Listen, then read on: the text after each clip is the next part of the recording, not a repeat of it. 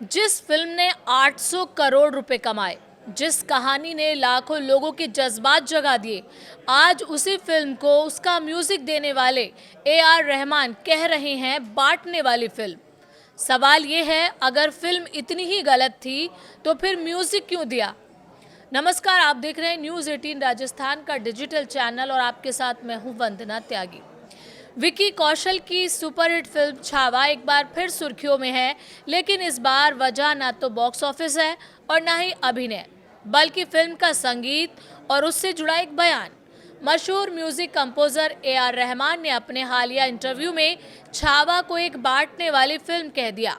बस फिर क्या था, बयान सामने आते ही सोशल मीडिया से लेकर फिल्मी गलियारों तक बहस तेज हो गई। लोगों ने सवाल उठाना शुरू कर दिया कि जिस फिल्म को रहमान बांटने वाली मानते हैं, उसमें उन्होंने म्यूजिक देने का फैसला क्यों किया।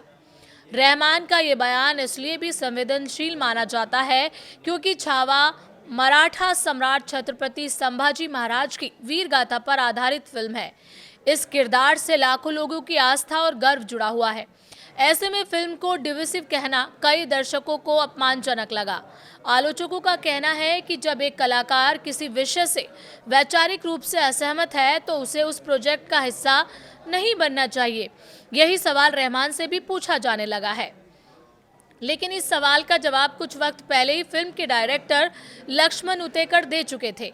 एक इंटरव्यू में लक्ष्मण उतेकर ने साफ कहा था कि वो छावा को एक लोकल मराठी फिल्म की तरह नहीं बनाना चाहते थे। उनका कहना था कि अगर फिल्म सिर्फ मराठी टच देना होता तो फिल्म मराठी में ही बनती। उन्होंने जानबूझकर हिंदी भाषा और इंटरनेशनल टोन को चुना ताकि संभाजी महाराज की कहानी सिर्फ महाराष्ट्र तक सीमित न रहे, बल्कि दुनिया भर तक पहुंचे।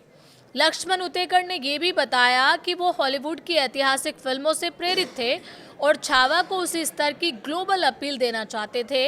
इसी सोच के तहत उन्होंने म्यूजिक के लिए A.R. रहमान को चुना।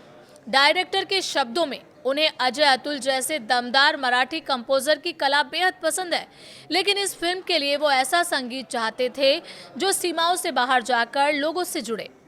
उनका मानना था कि महाराष्ट्र में तो संभाजी महाराज की कहानी सब जानते हैं, लेकिन देश और दुनिया के बाकी हिस्सों तक इसे पहुंचाने के लिए रहमान जैसा नाम जरूरी था। दिलचस्प बात यह है कि छावा ने वर्ल्ड वाइड करीब 800 करोड़ रुपए का कारोबार किया और विकी कौशल के करियर की सबसे बड़ी हिट फिल्मों में शामिल हो गई। फिल्म में अक्षय खन्ना और रश्मिका मंदाना भी अहम भूमिकाओं में नजर आए। रिलीज के वक्त भी फिल्म को लेकर विवाद हुआ था, खास तौर पर मुगल बादशाह और औरंगजेब की छवि को जिस तरह से पेश किया गया उसे लेकर कई लोगों ने कहा कि फिल्म देखने के बाद समाज में नफरत की भावना बढ़ी। आज सवाल ये नहीं कि छावा हिट थी या नहीं, सवाल ये है कि कला, विचार और जिम्मेदारी के बीच की रेखा कहाँ खिंचती है। क्या एक कलाकार किसी फिल्म का हिस्सा होकर बाद में उसके संदेश से असहमति जता सकता है, या फिर ये दिखाता है कि आज सिनेमा सिर्फ मनोरंजन नहीं बल्कि विचारधारा की लड़ाई का भी मैदान बन चुका है।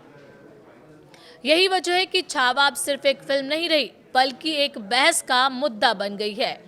कला जोड़ने के लिए होती है या सवाल खड़ा करने के लिए, और शायद इसी सवाल का जवाब अब हर दर्शक को खुद ही ढूंढना होगा।